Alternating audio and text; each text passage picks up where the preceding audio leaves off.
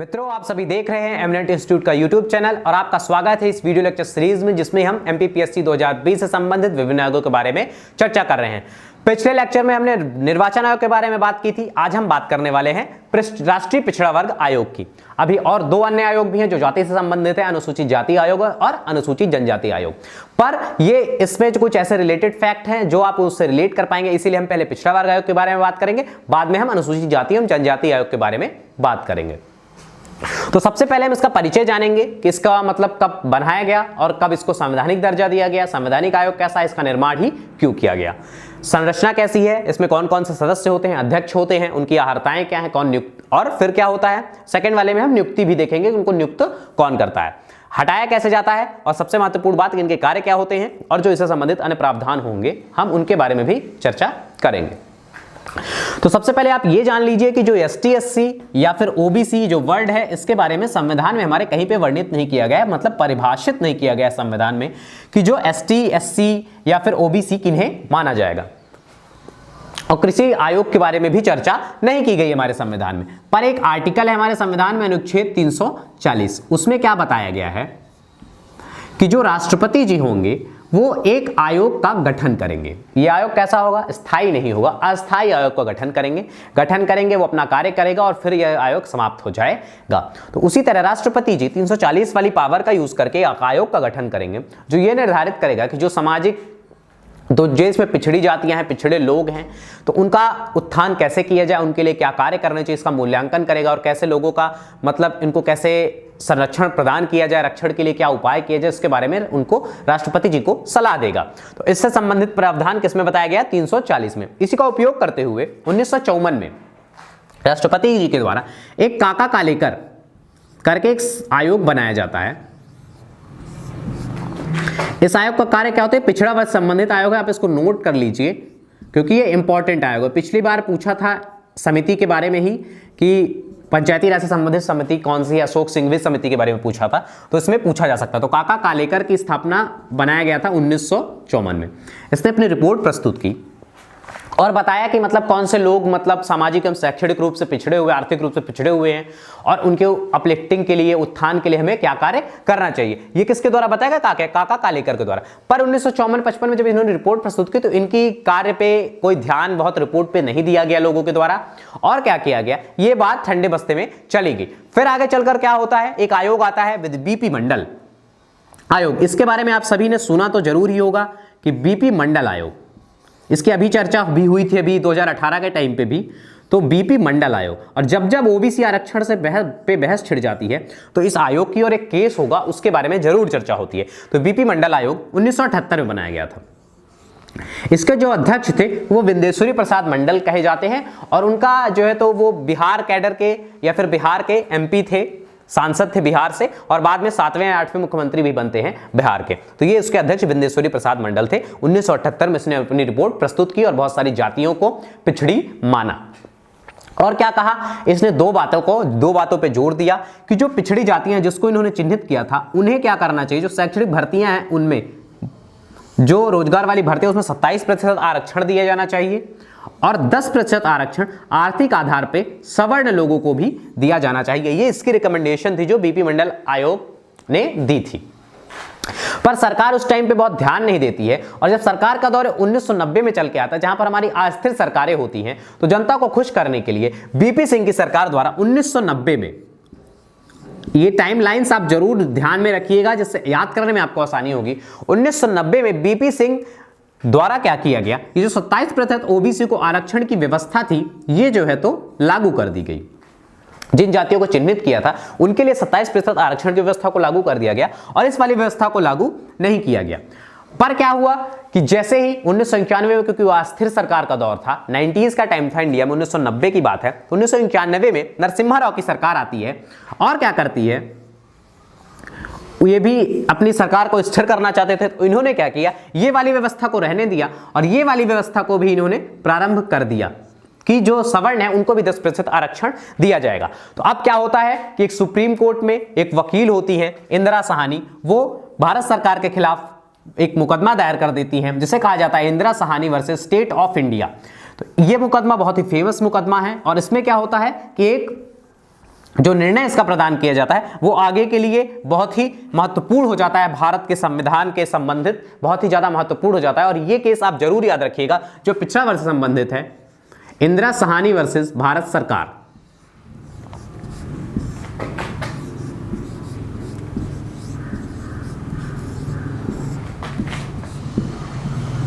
भारत सरकार। अब इस केस में क्या होता है, ये बोलती हैं कि जो ये आरक्षण की व्यवस्था की गई है तो ये हमारे संविधान के खिलाफ है, क्योंकि संविधान में सभी को समानता का अधिकार प्रदान किया गया है, तो इसके खिलाफ है ये केस।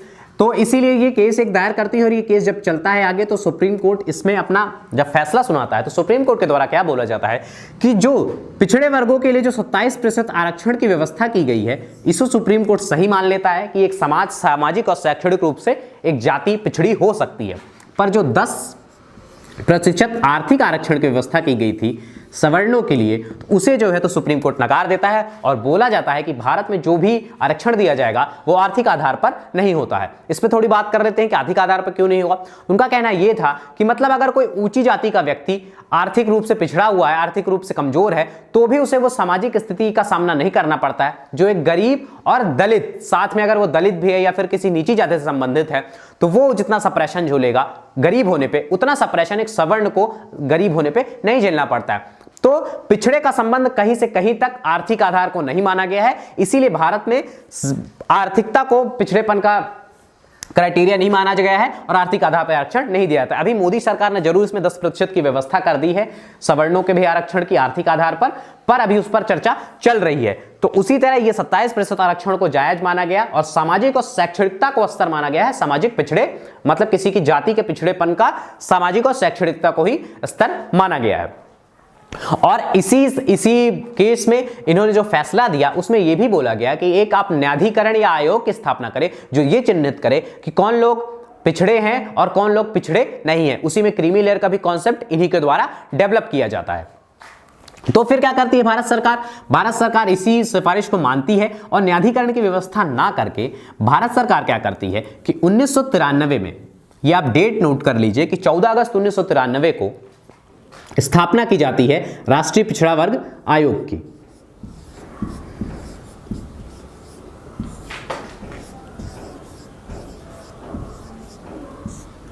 राष्ट्रीय पिछड़ा वर्ग आयोग की स्थापना 1993 में की जाती है। अभी तक क्या था कि इसे संवैधानिक दर्जा नहीं दिया गया था। अभी मांग चल रही थी बहुत दिनों तक कि जो राष्ट्रीय पिछड़ा वर्ग आयोग है इसे संवैधानिक दर्जा प्रदान कर दिया जाए। अभी हम थोड़ी सी ये बात कर लेते हैं कि आपने बहुत बार ये वर्ड सुने होंगे, संवैधानिक आयोग, संवैधानिक निकाय या फिर वैधानिक निकाय या फिर गैर संवैधानिक या गैर वैधानिक निकाय। तो उनके बारे में थोड़ी बात कर लेते हैं कि तो आप ज्यादा समझ पाएंगे। तो हम पहले बात करते हैं कि सांविधिक निकाय क्या होते हैं। तो जो सांविधिक निकाय होते हैं तो इनके बारे में यह कहा गया है कि जो सांविधिक निकाय वो निकाय हैं जिनका वर्णन हमारे मूल संविधान में किया गया है, मूल संविधान में किया गया है या फिर बाद में इसे किसी संविधान संशोधन के द्वारा हमें संविधान में जोड़ दिया गया है, तो उसे हम क्या बोलेंगे? संवैधानिक निकाय। सांविधिक बॉडी किसे बोला जाएगा? जो मूल संविधान में है या फिर क्या किया गया है, बाद में संविधान संशोधन के द्वारा संविधान में जोड़ा गया है। तो हमारा जो आज का संविधान है अगर उसमें कोई चीज लिखी हुई है, मतलब वो पहले रही हो या फिर बाद में जोड़ी गई हो, तो उसके बारे में उसको क्या बोला जाएगा? उसे सांविधिक बोला जाएगा। इसी तरह होता है वैधानिक। अब ये तो ना संविधान में लिखा नहीं होता है। जो वैधानिक निकाय होते हैं इनके बारे में संविधान में कहीं पे वर्णन नहीं किया जाता है। किसी कानून के द्वारा कोई अधिनियम लाकर जब किसी कानून के द्वारा कोई बॉडी बनाई जाती है, कोई बॉडी फॉर्म की जाती है, तो उसे वैधानिक निकाय बोला जाता है। तो सांविधिक आयोग में बात कर लेते हैं, जैसे पिछड़ा वर्ग आयोग है, अनुसूचित जाति जनजाति आयोग है, ये सबको संविधान में जोड़ दिया गया है, तो ये सांविधिक निकाय बन गए हैं। और जो वैधानिक निकाय है तो कानून के द्वारा बनाया गया है। अगर किसी भारत सरकार ने कोई इंटरनेशनल ट्रीटी की है, कोई संधि की हुई है, संयुक्त राष्ट्र के किसी आदेश का पालन कर रही है, तो क्या करेगा? किसी बॉडी का निर्माण करेगी कानून के द्वारा, उसे संविधान से कोई संबंध नहीं है, तो कानून के द्वारा अगर निर्माण करेगी तो उसे क्या बोलेंगे? वैधानिक निकाय। जैसे हमारा मानवाधिकार जो आयोग है वो एक वैधानिक निकाय है, उसे अभी संवैधानिक दर्जा नहीं दिया गया है, मतलब उसे अभी संविधान में नहीं जोड़ा गया है। उसे सिर्फ क्या किया गया है? एक कानून बनाकर, मानवाधिकार अधिनियम बनाकर उसके द्वारा एक मानवाधिकार आयोग का निर्माण कर दिया गया है। और अब क्या होते हैं? अब होते हैं गैर संवैधानिक और गैर वैधानिक निकाय। अब ये कैसे निकाय होते हैं? इन निकायों के बारे में, जैसे कि नाम से ही आपको पता चल रहा होगा कि इन निकायों के बारे में ना ही संविधान में लिखा हुआ है और ना ही इनको कानून के द्वारा बनाया गया है। कुछ ऐसी बॉडीज भी होती हैं। तो इन बॉडीज में क्या होती हैं, जैसे है हमारा जो योजना आयोग था, जो इस टाइम पे नीति आयोग है, तो वो भी ना कोई वैधानिक निकाय है और ना कोई संवैधानिक निकाय है। ना इसको कानून के द्वारा बनाया गया है और ना ही इसे संविधान में संविधान संशोधन के द्वारा जोड़ा गया है। तो उसे हम गैर संवैधानिक और गैर वैधानिक निकाय कहेंगे। और जिनको एक बार देख लेते हैं आपकी, ये सांविधिक निकाय मूल संविधान में है, जोड़ा गया है। वैधानिक मतलब विधान के द्वारा अर्थात कानून के द्वारा बनाया गया है। तो उसी तरह जो पिछड़ा वर्ग आयोग था, तो 14 अगस्त 1993 को ये क्या था, इस टाइम पे एक वैधानिक निकाय था। अभी इसे संवैधानिक दर्जा नहीं दिया गया था। बहुत दिनों से ये मांग चल रही थी कि इसे संविधान में जोड़ा जाए, सांविधिक आयोग का दर्जा प्रदान किया जाए। तो अभी 2018 में क्या किया गया है, मोदी सरकार के द्वारा 102 वहां संविधान संशोधन करके, संविधान संशोधन के द्वारा इसे वैधानिक सांविधिक आयोग का दर्जा दिया गया और संविधान में जोड़ दिया गया है। 102वां संविधान संशोधन के द्वारा जोड़ा गया 2018 में। तो ये तो आपके लिए इंपॉर्टेंट है क्योंकि करंट में भी अभी रिलेटेड है और ये हमारे आयोग से संबंधित भी है, इसलिए ये इंपॉर्टेंट है। तो 2018 में, ये आप नोट डाउन कर लीजिए कि 2018 में 102वें संविधान संशोधन के द्वारा जो ये आयोग था राष्ट्रीय पिछड़ा वर्ग आयोग, उसे सांविधिक दर्जा दे दिया गया। और संविधान के भाग 16 में अनुच्छेद 338 बी में इसे जोड़ा गया है। अन्य भी अनुच्छेद हैं जैसे 338 और 338 ए, इनमें जो है तो अनुसूचित जाति जनजाति आयोग के बारे में बात की, जिसके बारे में हम बाद में बात करेंगे। पर अभी आप इस पिछड़ा वर्ग आयोग संबंधित ये अनुच्छेद और भाग नोट कर लीजिए और ये देख लीजिए कि इसे 102वें संविधान संशोधन के द्वारा संवैधानिक दर्जा प्रदान कर दिया गया है। अब इसके बारे में संविधान में भी लिखा है। अब हम ये देखेंगे कि इसकी संरचना कैसी होती है। इसके परिचय को हमने समझ लिया कि इसका गठन क्यों किया गया, कैसे बताया गया। अब हम ये देखेंगे कि इसकी संरचना कैसे होती है, इसमें कौन अध्यक्ष एवं कौन सदस्य होते हैं, इनके क्राइटेरियाज क्या होते हैं। तो जो इसकी संरचना होती है, तो इसमें एक अध्यक्ष होते हैं, जैसे सभी आयोगों में एक अध्यक्ष होंगे, एक अध्यक्ष, एक उपाध्यक्ष होते हैं। इसमें उपाध्यक्ष का भी प्रावधान किया गया है और 3 अन्य सदस्य होते हैं। इनके अलावा 3 सदस्य होते हैं। अब इन 3 सदस्यों की क्या योग्यताएं हैं, क्या अर्हताएं हैं, इसके बारे में ज्यादा बात नहीं की गई है। सिर्फ ये बताया गया है कि जो राष्ट्रपति शर्त निर्धारित करेंगे, पदावधि, टेन्योर, टाइम, नियम सब राष्ट्रपति के द्वारा निर्धारित होंगे और राष्ट्रपति के द्वारा इनकी नियुक्ति की जाएगी और हटाया भी राष्ट्रपति के द्वारा ही जाएगा, वो हम देखते हैं बाद में। तो इन 3 सदस्यों में एक शर्त दी गई है कि इसमें एक महिला का होना आवश्यक है। बाकी 2 सदस्य पुरुष हो सकते हैं पर एक महिला का होना आवश्यक है। ऐसा पुरुष की आवश्यक नहीं लिखा हुआ है, तो यह भी हो सकता है कि तीनों सदस्य महिलाएं ही हो, पर अगर 2 सदस्य पुरुष हैं तो एक सदस्य का महिला होना आवश्यक है। बाकी इसमें एक अध्यक्ष, एक उपाध्यक्ष और 3 सदस्य अन्य होते हैं। ये तो हो गई इसकी संरचना। अब इसकी नियुक्ति कौन करता है, तो इसकी नियुक्ति राष्ट्रपति के द्वारा की जाती है। अपने अधिपत्र के द्वारा इसके अधिपत्र में सूचित करके राष्ट्रपति इनकी नियुक्ति करते हैं। इनकी पदावधि क्या होगी, टेन्योर कितना होगा, कैसे हटाया जाएगा, इन प्रक्रियाओं के बारे में ज्यादा वर्णन संविधान में नहीं किया गया है। तो राष्ट्रपति इनकी नियुक्ति करता है और हटाता भी राष्ट्रपति ही है। ये त्यागपत्र देके भी राष्ट्रपति को अपने पद से हट सकते हैं या फिर राष्ट्रपति इन्हें किसी बिना विशेष प्रक्रिया के राष्ट्रपति इन्हें अपने पद से हटा सकते हैं। तो ये राष्ट्रपति के द्वारा नियुक्त होते हैं और राष्ट्रपति के द्वारा ही इनको हटाया जाता है। पदावधि कितनी है, पदावधि के बारे में बात नहीं की गई है, पर इस टाइम पे अभी पदावधि क्या होती है इनकी, ये 3 वर्ष के लिए नियुक्त किए जाते हैं। और जो पुनः नियुक्ति का जो प्रावधान है उसके बारे में बात नहीं की गई है, अतः ये जो है तो किसी अन्य पद पे या फिर इन्हीं पदों पे फिर से पुनर्नियुक्त किए जाते हैं। पुनः नियुक्ति की बात के बारे में बात नहीं की गई है, अतः इनको पुनः नियुक्ति के ये पात्र होते हैं। जो राष्ट्रीय पिछड़ा वर्ग आयोग के अध्यक्ष एवं सदस्य होते हैं वो पुनः नियुक्ति के पात्र होते हैं। और राष्ट्रपति 3 वर्ष के कार्यकाल घटाया बढ़ाया भी जा सकता है। अभी राष्ट्रपति ने इसे 3 वर्ष के लिए फिक्स किया हुआ है। और क्या होता है, अब इनकी पदावधि, संरचना, नियुक्ति, हटाया जाना भी हमने देख लिया। हटाने के लिए कोई विशेष प्रावधान की व्यवस्था नहीं की गई है। अब हम इनके कार्य देखते हैं। जो इंपॉर्टेंट बात है इनके लिए कि इनके कार्य क्या होते हैं। तो जैसा कि आपको पता है कि ये राष्ट्रीय पिछड़ा वर्ग आयोग है, तो जो सामाजिक एवं शैक्षणिक रूप से पिछड़े हुए वर्ग हैं तो उनके लिए जो संविधान में व्यवस्था की गई है, कानून के द्वारा जो व्यवस्था की गई, रक्षा उपाय किए गए हैं, उनका मूल्यांकन सबसे पहला कार्य इनका होता है कि इनका मूल्यांकन करते हैं। और किसी व्यक्ति के अगर मतलब पिछड़ा वर्ग से संबंधित है और उसका कहीं पे सप्रेशन किया जा रहा है, उसका शोषण किया जा रहा है, तो उसके द्वारा अगर इनमें अगर किसी के द्वारा जांच के लिए कहा जाता है तो ये जांच भी करने का कार्य करते हैं। और आपको पता ही है कि इन्हें सिविल न्यायालय की पावर होती है, सिर्फ नीति आयोग को छोड़ के बाकी को सिविल न्यायालय की पावर होती है। ये किसी को अपने समक्ष प्रस्तुत होने के लिए सकते हैं, सम्मान पेश कर सकते हैं, किसी भी मतलब बॉडी से ये बोल सकते हैं कि आप जो है तो ये जानकारी उपलब्ध कराएं। तो हर प्रकार की इनको सुविधा जैसे सिविल न्यायालय को होती है वो इनको अधिकार प्राप्त होते हैं। और क्या कार्य होते हैं इनके द्वारा? प्रतिवर्ष टाइम फिक्स नहीं है, इसमें प्रतिवेदन की बात की गई है। तो ये क्वेश्चन बन सकता है कि प्रतिवेदन का क्या समय निर्धारित है? तो जो प्रतिवेदन होता है तो उसका टाइम पीरियड नहीं निर्धारित है। ये अपना प्रतिवेदन राष्ट्रपति को देके हैं और समय निर्धारित नहीं होता। ये प्रतिवर्ष दे सकते हैं या फिर जब आवश्यकता पड़े, तो ये जो है तो राष्ट्रपति को अपना प्रतिवेदन देते हैं जब जरूरी समझते हैं। और हर वर्ष या फिर 6 महीने में जो भी समय हो तो ये अपना प्रतिवेदन राष्ट्रपति को देते हैं। इस प्रतिवेदन में क्या करते हैं? जो नई योजनाएं चल रही है उनका मूल्यांकन तो लिखते ही, साथ साथ ये नई सिफारिशें भी करते हैं। अगर इन्हें ये लगता है कि अपलिफ्टिंग के लिए, उत्थान के लिए पिछड़े वर्ग के किसी नए प्रावधान की आवश्यकता है, उसकी भी सिफारिश इनके द्वारा की जाती है। और राज्य सरकार या फिर केंद्र सरकार होती है जो, तो केंद्र सरकार भी अपने मतलब अगर किसी मैटर है जो सामाजिक एवं शैक्षणिक पिछड़े वर्ग से संबंधित है तो उस पर फैसले लेने के लिए इनसे सलाह करना आवश्यक होता है।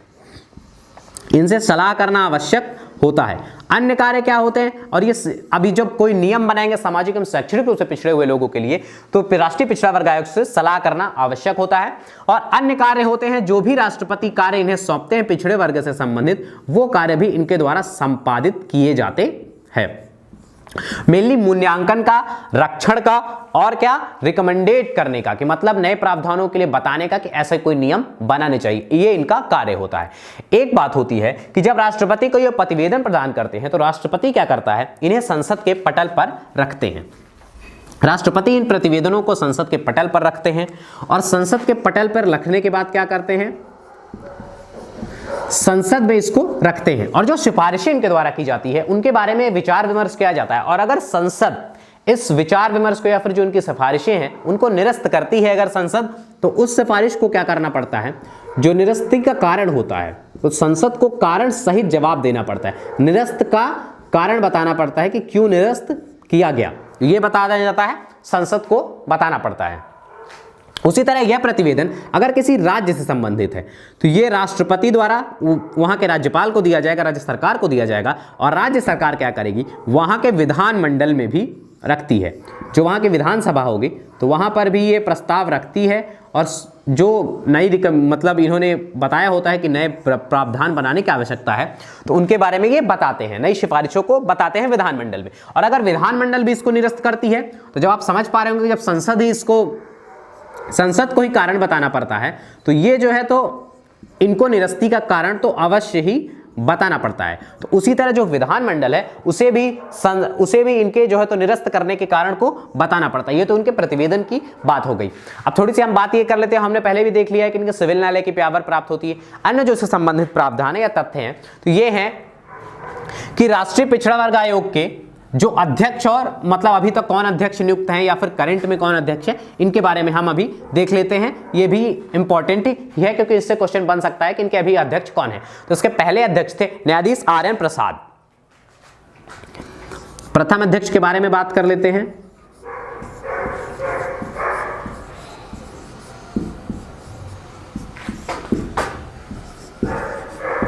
न्यायाधीश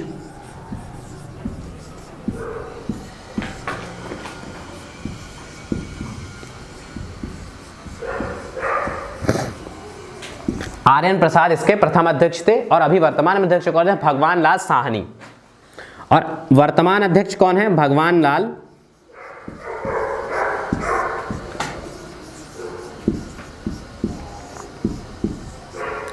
तो ये दोनों अध्यक्षों के बारे में आप नोट डाउन कर लीजिए, ये इंपॉर्टेंट है और इनसे क्वेश्चन बन सकता है। तो इस तरह हमने पिछड़ा वर्ग आयोग के बारे में बात की।